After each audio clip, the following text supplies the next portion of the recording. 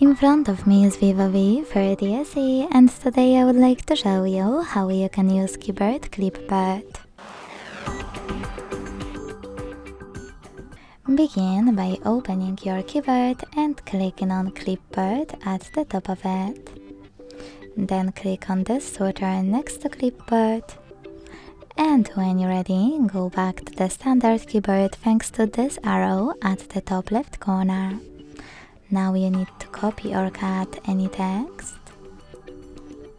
And to paste it right away, click on it at the top of your keyboard.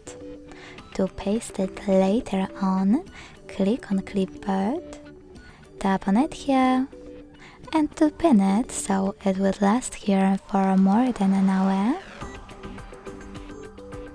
Click on this pen at the top right corner, select your text and use pin icon. You can unpin it the same way.